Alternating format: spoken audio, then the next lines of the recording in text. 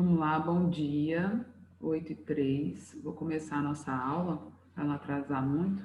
Eu sempre estou entrando uns 3, 4 minutos antes para começar a admitir a galera aqui na sala, tá?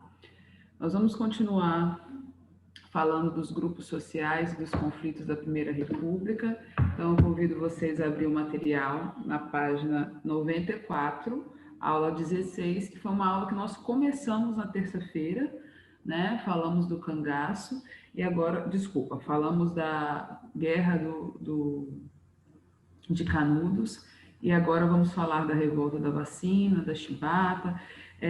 Esse conteúdo agora, ele mistura duas aulas, aula 16 e a aula 17. Porém, eu não encontrei aqui muita coisa sobre o contestado. Tem um textinho aqui do Sabe Mais, debaixo da Guerra de Canudos. E a gente precisa lembrar, né, que geralmente, quando cai questão de conflito, o importante é você se localizar no período e nas causas que levaram a esses conflitos. Nós só tivemos duas revoltas messiânicas e são as duas abordadas aqui na página 94. Nós falamos o significado de messiânico, né? Por que ganha esse nome? Porque tem um líder e a base do conflito tem também questão religiosa, né?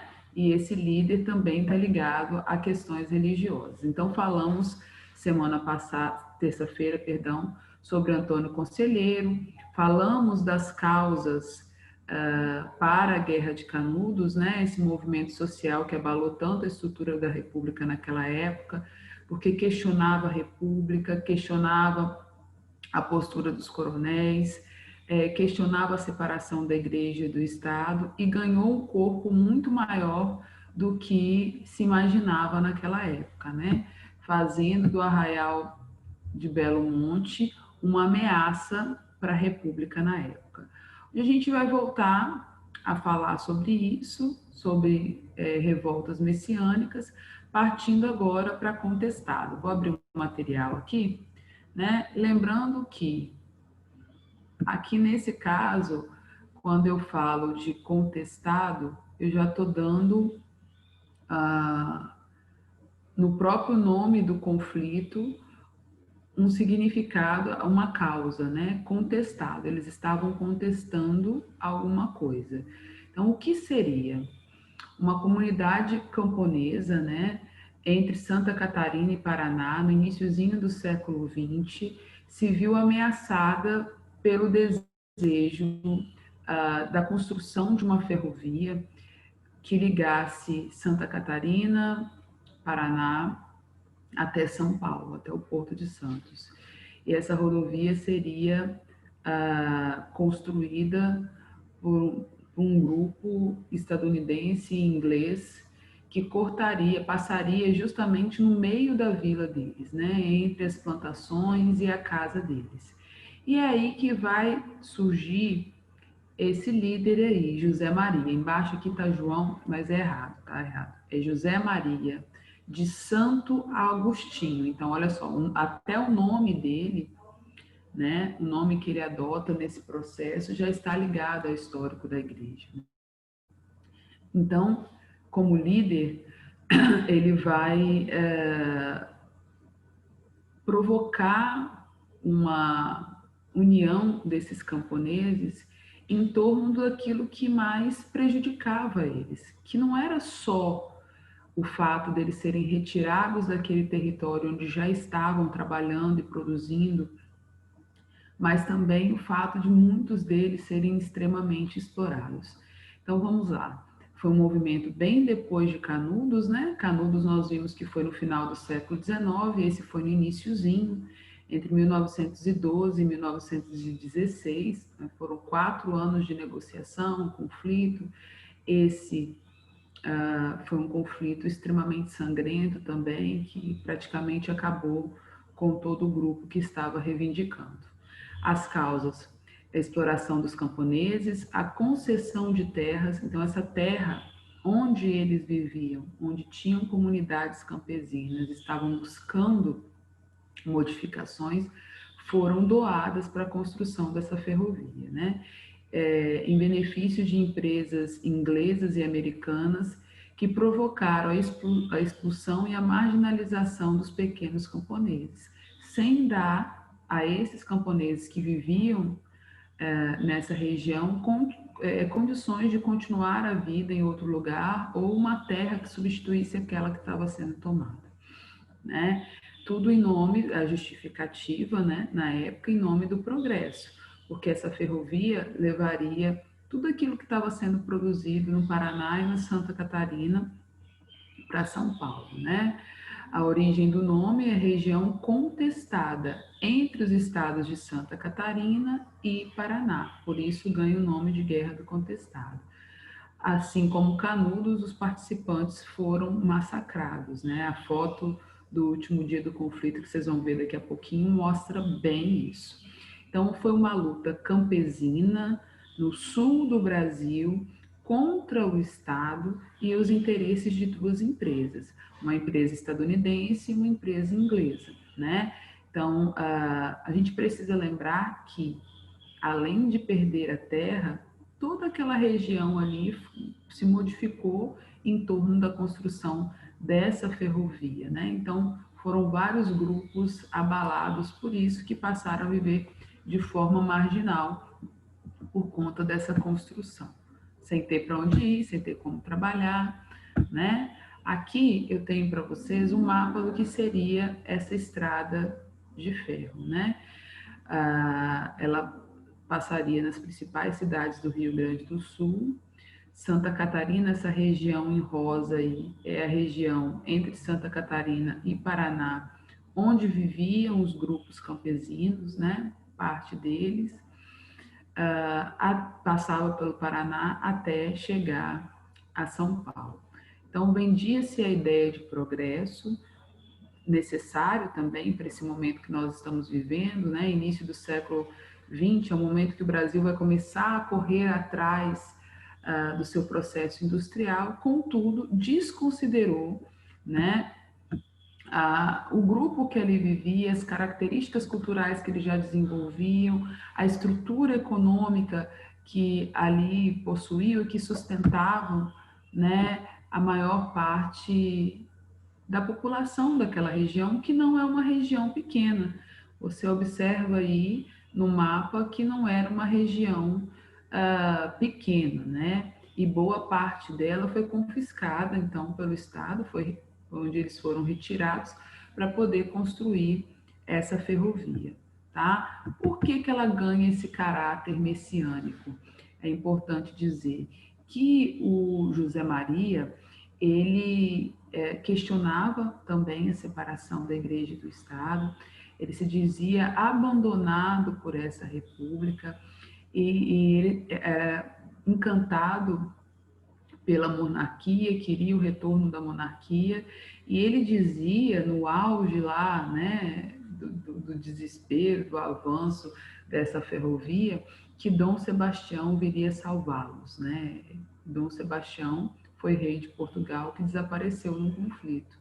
E ele não acreditava na morte de Dom Sebastião, não. Ele acreditava que Dom Sebastião voltaria para salvá-los e para retirar todo aquele povo dali.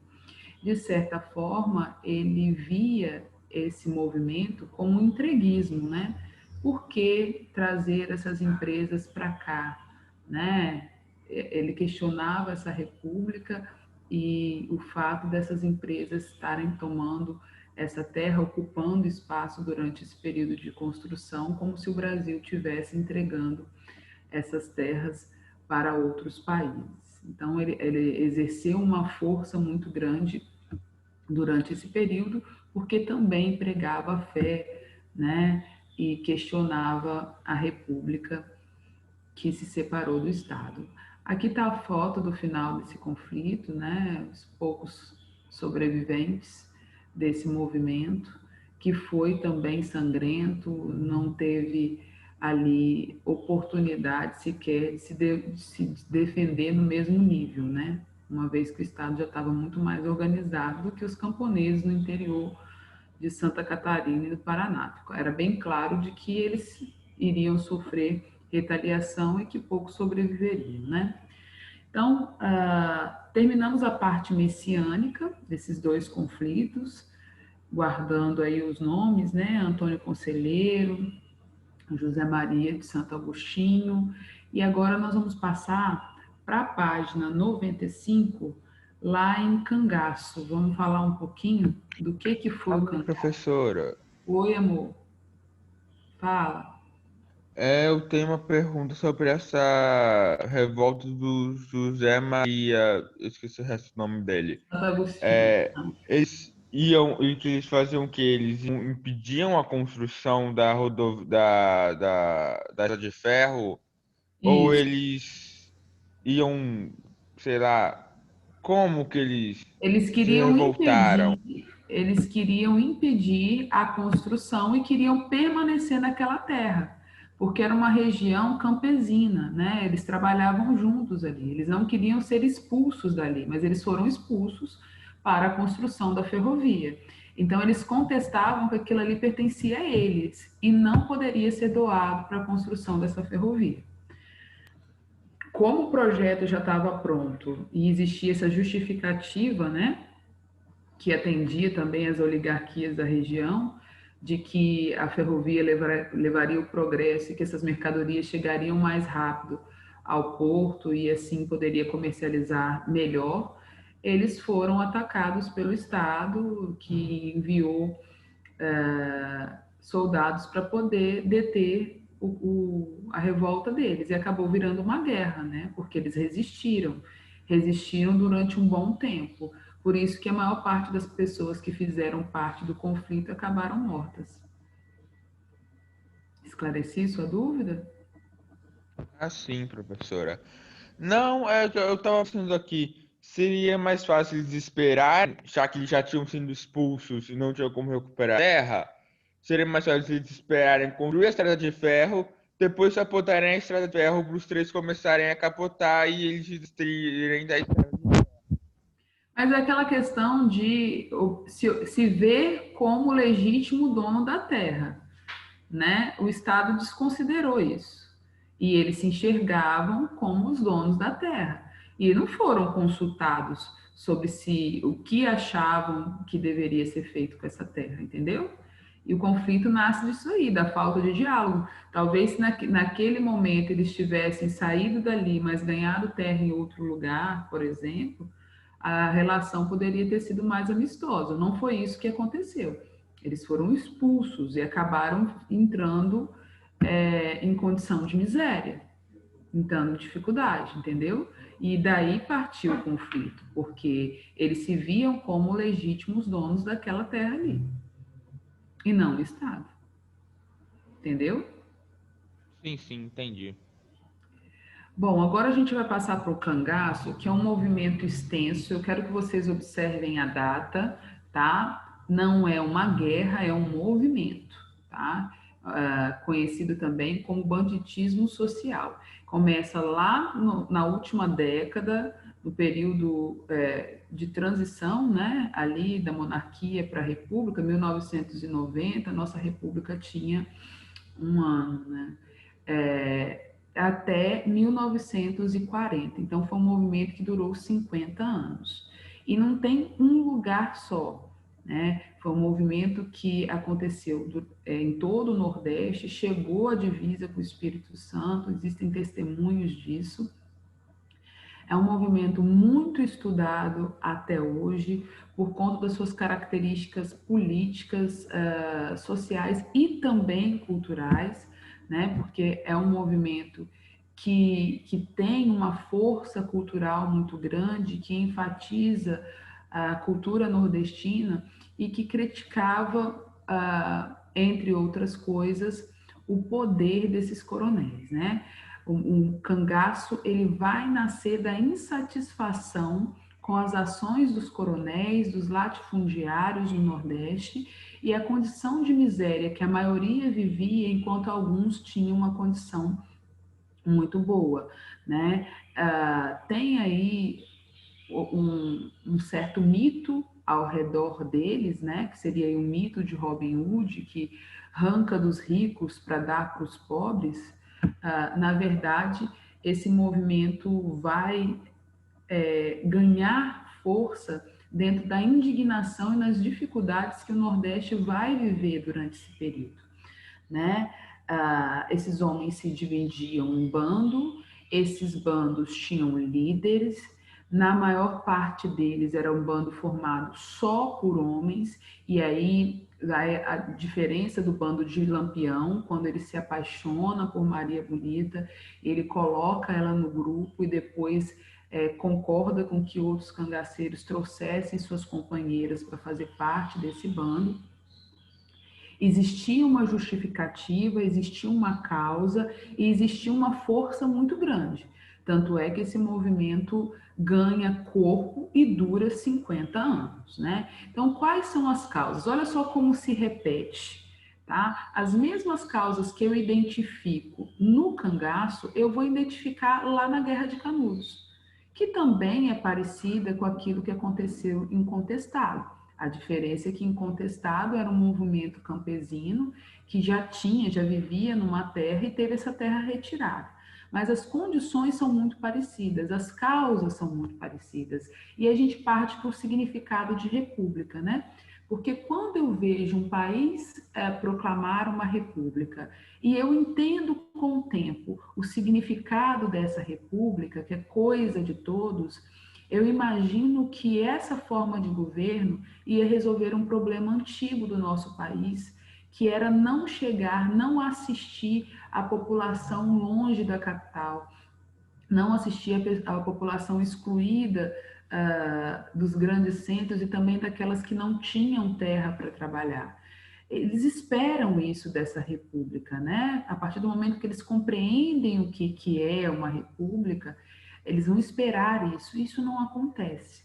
Então, o cangaço, ele com o tempo vai ganhar força justamente por não enxergar dentro do movimento republicano garantias de mudanças para a realidade que eles viveram. Por isso dura 50 anos, né? E contrário aos outros movimentos que nós falamos até aqui, eles treinavam, eles construíam suas armas, eles conheciam o espaço que atacavam, porque boa parte deles já tinham servido aos seus coronéis. Então eles sabiam como funcionavam as fazendas, a época da colheita, aquilo que ia ter em estoque, onde tinha dinheiro, onde não tinha, e eles ficavam acampados por um tempo planejando como seria a invasão a essas fazendas, né? Os principais bandos aí de Lampião e de Curisco, o de Curisco foi o último bando a ter fim no Brasil, por isso que virou até um adjetivo, quando eu digo que uma criança é um curisco, é uma criança difícil de se pegar, uma criança, né, que apronta muito e ninguém consegue controlar, né? As causas: miséria crônica da população nordestina, mais uma vez, a seca, a má distribuição de terra, o descaso do Estado dos coronéis para com os mais pobres e a violência, né? Porque esses coronéis que mantiveram toda a estrutura oligárquica durante mais de 30 anos, né, são homens extremamente poderosos que trabalhavam para o seu interesse, não para o interesse da região que eles viviam ou do povo que eles assistiam. Então, com o tempo, isso vai fazer com que essa revolta aumente, né? E como que se sustentava isso, né? Tem até um movimento agora no Rio Grande do Norte dos novos cangaceiros. Como que isso se sustentava? Eles viviam acampados, né? Costuravam as próprias roupas, davam, como eu posso dizer, distintivos àqueles que eram mais corajosos. Então existia uma hierarquia ali dentro do cangaço, tinha o líder, mas tinha aqueles que ele escolhia para estar do lado dele, para aconselhar, para tomar decisões. Eles costuravam as próprias roupas, eles escreviam muito, então tem assim esse lado mais de reforçar a cultura nordestina. Tanto é que boa parte daquilo que eles usaram durante esse momento ainda representa a cultura nordestina, né? Em algumas regiões, como o chapéu, por exemplo, as coisas de couro, colete, sandália rasteira também de couro, né? Que são coisas que nós ainda encontramos nos artigos artesanais nordestinos, né? Então, esses cangaceiros foram perseguidos. Pelo tempo que durou o conflito, você deve imaginar do quanto era difícil mantê-los, controlá-los, né? E esse movimento, então, acabou provocando uma coisa contrária na história, porque a população que vivia sobre as rédeas de coronéis sempre tiveram medo dos coronéis. E o movimento do cangaço vai provocar medo nos coronéis. Por que vai provocar medo? Porque existia um treinamento entre eles, existia uma hierarquia, existia uma organização, e esses homens conheciam muito bem a estrutura das fazendas, porque já tinham prestado serviço a elas, sabiam com quem estavam lidando. Então, os coronéis passam a ter medo deles, porque eles não respeitavam regras, eles não respeitavam leis. Quem faziam as leis do cangaço eram os próprios cangaceiros, né? É óbvio que isso não vai terminar bem, né? Foram perseguidos durante muito tempo. Quanto mais o movimento crescia, mais era considerado ameaça. Então, a República vai assistir esse movimento como uma ameaça a ela também, né? Uma vez que ameaçava os coronéis, e aí vai perseguir esse grupo. E cada vez que um grupo era pego de forma a servir de exemplo para os outros grupos, os corpos, as cabeças, os símbolos dos grupos eram expostos em praça pública. Aqui tem uma imagem que mostra o grupo de Lampião, né? Quando o grupo de Lampião foi preso. Estão conversando aqui ou é presença? Ô, professora, foi nesse lugar aí, pô, que eu fui, que a gente Foi confundiu nesse, ontem. Nessas cabeças aí, ó, que eu vi.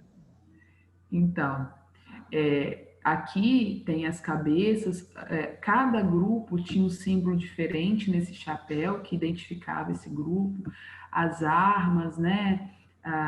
Os cintos onde eles colocavam as balas, né? Olha lá atrás as máquinas de costura deles, olha, tudo exposto em praça pública depois que todos foram decapitados para poder servir de exemplo e mostrar também, né, o poder daquele Estado contra o cangaço. Né? Aqui tem outra imagem do grupo ainda vivo, né? Maria Bonita. No finalzinho do ano passado, eu assisti uma entrevista no Pedro Bial de uma mulher que pesquisou sobre a vida de Maria Bonita, que durante muito tempo foi vista aí como uma força, um empoderamento, né? E aí nas pesquisas essa professora conseguiu comprovar de que ela não tinha uma relação muito amistosa com as outras mulheres do bando, né? Ela queria manter o poder dela em relação às outras mulheres, porque ela foi a primeira que entrou, e ela costumava até castigar aquelas que ela via como ameaça, né? O bando, nesse momento aqui, já não está na sua melhor fase, tá? Porque o bando dele era bem, bem grande mesmo. Continuando, alguma dúvida aqui sobre cangaço? É fácil, a Ana Flávia deve saber falar disso melhor do que eu, porque ela foi lá. Encontrar na cultura nordestina aspectos do cangaço, como eu já disse, né? Na utilização do couro, no chapéu, porque não é uma coisa que envergonha eles. Tanto é que não é difícil você encontrar poemas que falam sobre Lampião, sobre Maria Bonita, sobre o que eles queriam naquela época, né? Sobre o que eles reivindicavam. Então, não foi à toa que esse movimento durou tanto tempo e até hoje você percebe a presença dele Ô, dentro da... professora, Oi. Quando eu fui lá, o povo tava... Lá em Aracaju tem um museu também do cangaço. Aí, tipo, eu também fui no museu. Aí tinha um povo junto com a gente, tipo, de outro estado, que tava, tipo, tudo falando contra, não tem? Esse povo aí, tipo, como se eles fossem o lado ruim. Aí a mulher falando que o povo da região tudo glorifica o pessoal do cangaço, assim. E um monte de gente, tipo, tudo acha que eles são o lado ruim, não tem? Só que pra lá eles são os reis por causa desse movimento. É, quem não viveu o que eles viveram, na verdade ainda vivem, né? Porque ainda existe muita dificuldade, principalmente na questão da seca, né?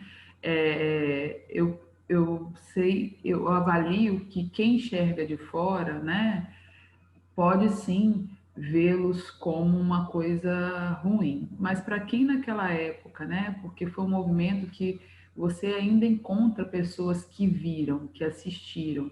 Acho que eu cheguei a comentar com vocês que no Canivete tem um senhor que fugiu de uma fazenda e veio para cá com medo dele, né? É um movimento que durou até 1940. Então, até pouquíssimo tempo atrás, tinha muita gente que viveu isso, que enxergou, que percebia o que ele fazia, né?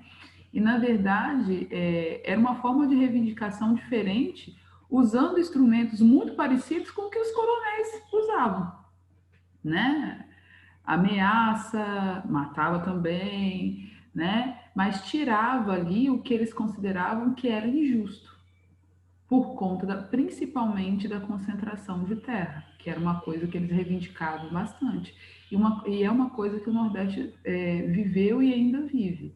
Não só o Nordeste, né, gente? A nossa história, ela privilegiou em vários momentos a questão latifundiária. A terra ainda é um problema para nós, não é todo mundo que tem sabedoria para conversar sobre isso. Se você for falar sobre isso com latifundiário, eu já tive problema, inclusive, com isso, com latifundiário, você vai encontrar resistência, né? Mesmo sabendo que às vezes ele tem muito mais terra do que a sua capacidade de explorá-la. Tem muita terra devoluta no Brasil, né? Então, é um diálogo complexo, né? Enxergar o outro lado de forma empática, no caso. Quem vive lá, com certeza, vê como um exemplo. O Braulio Bessa, aquele poeta que eu passei para vocês, que eu conversei com vocês algumas vezes já sobre ele, acho que no Dia do Estudante eu não dei aula para vocês, mas eu usei um poema do Braulio Bessa. Ele fala muito, né, dessa história, porque de certa forma, o cangaço ele reforçou a cultura nordestina, ele fez com que ela se tornasse mais forte entre o povo, assim. E o cangaço permanece vivo na memória deles e também nas manifestações culturais, né? Vou passar aqui para a vacina, é um momento bom de se falar disso, né? E um tema que eu acho que não pode cair, sim, juntando aspectos históricos com a biologia, porque antes desse furdunço todo de pandemia, estava crescendo no Brasil um movimento contrário às vacinas. Eu não sei se vocês chegaram a ler alguma coisa, a ver, assim, é, acreditando que tratava-se de um excesso, né? Então, várias famílias estavam se negando a levar os filhos para tomar vacina e tudo mais. Era um movimento pequeno, mas era um movimento que estava ganhando a atenção da imprensa, por exemplo. E a revolta da vacina é uma revolta que vai existir no início do século XX, no momento em que não se tinha muito conhecimento do que era a vacina e não existia também meios de esclarecer as pessoas, né? Em 1904 nós ainda não tínhamos o rádio, em 1904 não se tinha TV. Então, como que as coisas eram anunciadas? Através de panfletos. Em 1904, 70% da população não sabia ler. Então, foi uma revolta que surgiu também por conta da falta de informação, do desconhecimento e da falta de organização do Estado em esclarecer o que estava acontecendo, né? Então, estamos no Rio de Janeiro, em 1904, num momento em que o Rio de Janeiro vivia aqui um surto de febre amarela, da peste bubônica e da varíola. Sim, peste bubônica é a peste negra. Nós vivemos um ciclo dela no iniciozinho do século XX, né? Vocês não assistiram, e eu nem sei se tem gravado, acredito que está assim no YouTube da escola. O primeiro ano, eles fizeram um trabalho, semestre passado, com as principais pragas, né, com as principais doenças, pandemias e pragas que tivemos no decorrer da história. E eles falaram, né, dos vários momentos em que a peste bubônica foi problema depois do século XIV, que é quando nós estudamos, que é quando ela matou mais, matou um terço da Europa, né? Assim como aconteceu em outros momentos da história, a doença foi ganhando corpo por conta da falta de saneamento básico, né? O Rio de Janeiro, no início do século XX, não tinha uma estrutura que atendesse às necessidades de toda a sua população. E a população do Rio de Janeiro ela vai crescer no início do século XX por alguns motivos.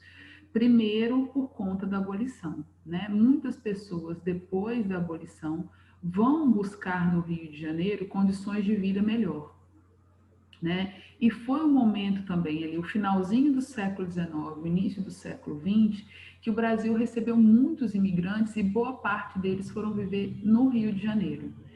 E como não existia moradia barata para atender todo mundo, nós vamos perceber o nascimento de cortiços. Esses cortiços que não tinham saneamento básico, funcionava boa parte deles ali no centro do Rio de Janeiro, eram acomodações que pessoas dividiam quartos, famílias inteiras, 4, 5, 6 pessoas dividiam um quarto, eram vários quartos, um do lado do outro, assim, e o banheiro e a lavanderia era comum a todos esses quartos. Então, manter a higiene desse espaço com saneamento básico já seria difícil, sem ele ficou ainda mais complexo. Então, o que vai acontecer? Essas doenças vão começar a crescer muito. E aí o Oswaldo Cruz vai ser convocado a buscar soluções para esse problema, né? Que é quando ele cria a vacina, né, para a febre amarela especificamente, que ele queria e precisava vacinar o maior número de pessoas, só que isso não foi esclarecido à população, né? Então, quando não há um esclarecimento real, não precisa de WhatsApp, não precisa de fake news, não precisa de nada que nós temos hoje. A Rádio Peão faz isso, né, sozinha. Um vai falando para o outro. Ah, porque eu acho que é assim, fulano tomou e sentiu isso, o velho sente mais, o novo sente menos, o preto vai sentir mais, o branco vai sentir menos. As coisas começaram a perder o controle pela falta de informação que se somou à Rádio Peão de pessoas que diziam coisas sobre a vacina que elas mesmas não sabiam. E aí, por conta das pessoas não estarem aceitando a vacina, o Estado, então, faz uma campanha de vacinação obrigatória. As casas eram invadidas, as pessoas eram obrigadas a tomar essa vacina.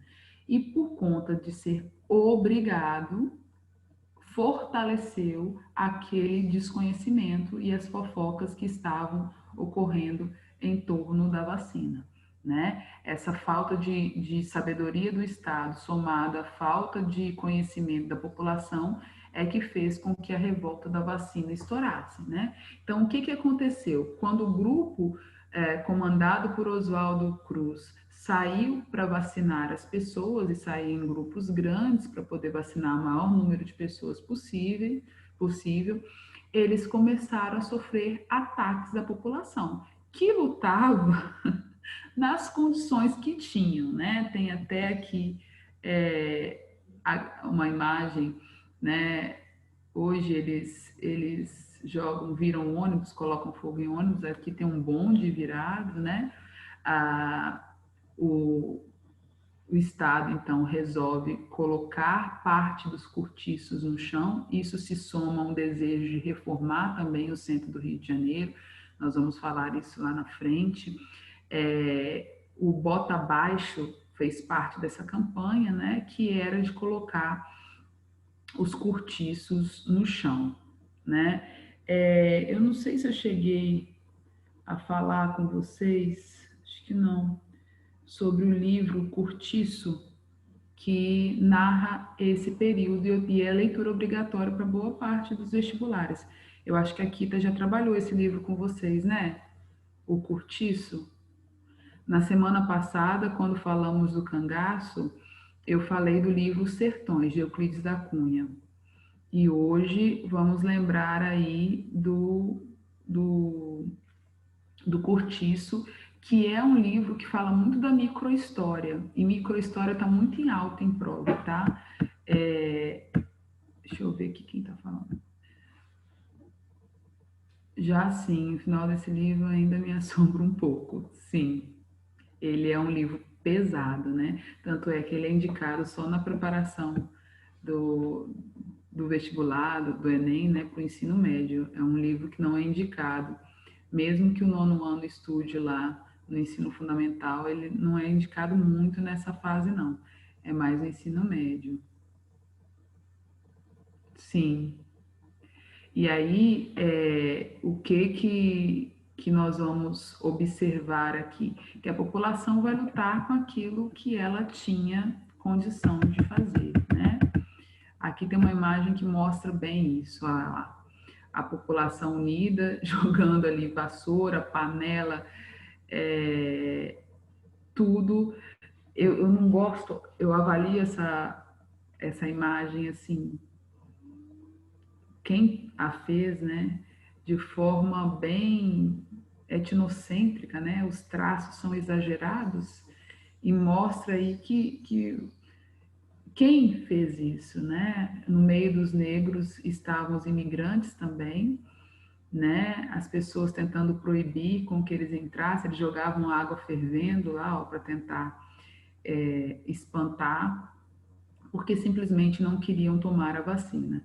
E quando vem o bota abaixo, a revolta da vacina, né, como consequência, vem o bota abaixo, que é colocar esses cortiços no chão, é que a gente vai viver outro movimento, que é o nascimento das favelas, né? A primeira favela do Brasil, ela vai surgir depois disso, que é a favela da Providência. Eles saem da região dos cortiços, sobem os morros, que nessa época ainda era fechado, da mata nativa, né? E começam a construir a primeira comunidade que ganha o nome do que eles estavam vivendo. Eles precisavam tomar uma providência naquela situação, né? E ali nasce a primeira comunidade que vai dar origem às favelas, aquilo que o Rio de Janeiro hoje tem, né, uma expressão absurda, é muito grande o complexo ali de favelas no Rio de Janeiro. Queridos, deixa eu olhar aqui, ficou faltando só a revolta da Chibata, que seria o nosso próximo assunto, mas só faltam 2 minutos, né? Então, semana que vem a gente parte da revolta Chibata para acabar o Brasil, tá? Acabamos o Brasil, tem só mais 2 aulas de geral e aí a gente parte para a apostila 5, ok? Alguma dúvida aqui? Fiquem em paz, bom final de semana, tá? Tô com saudade de vocês. Ô, Marcela, Oi. nesses 2 minutinhos, tem como você falar da primeira revolta que você falou, não? Porque eu tava com problema na hora de entrar aqui, aí eu perdi. No contestado? Contestado, Ana, foi um conflito que aconteceu entre Santa Catarina e Paraná, numa região que era campesina, né? Vários grupos de camponeses viviam ali e compartilhavam a terra. E essa terra foi doada pelo Estado, pelo governo federal, para a construção de uma ferrovia e passava exatamente no meio da área que eles ocupavam. E eles não queriam a construção da ferrovia, achavam que isso ia prejudicar o desenvolvimento das vilas, né? Sem falar que se viam explorados por quem tinha uma condição melhor na região, e eles resistiram para que essa ferrovia não fosse construída ali.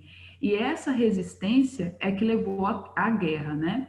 A guerra que foi comandada pelo lado campesino por um homem chamado José Maria de Santo Agostinho, que era um líder religioso, por isso é uma revolta de caráter messiânico, né? Esse líder fez com que essa população resistisse até o fim, a maior parte morre, né? Um desastre, para que a ferrovia, essa região fosse entregue a duas empresas, uma estadunidense e a outra inglesa, para a construção na região. Ganhou o nome de contestado porque eles acreditavam que aquela terra pertencia a eles e não ao Estado, né? Uma vez pertencendo a eles, não poderia ser construído aquela ferrovia ali. Então, foi uma guerra que durou 4 anos. Eles resistiram por 4 anos, né? Entre negociação, mas não ganharam uma solução para aquele problema. Eles buscavam solucionar com a retirada da ferrovia, passar por outro lugar, não conseguiram, né? E por isso a maior parte das pessoas que participaram, que foram contra o Estado, acabaram morrendo. Foi isso. Tem um textinho sobre esse movimento na página 94, um quadro do lado direito. Esclareci rapidinho? Obrigada. Obrigada a você. Bom final de semana, gente. Beijinho. Para você também.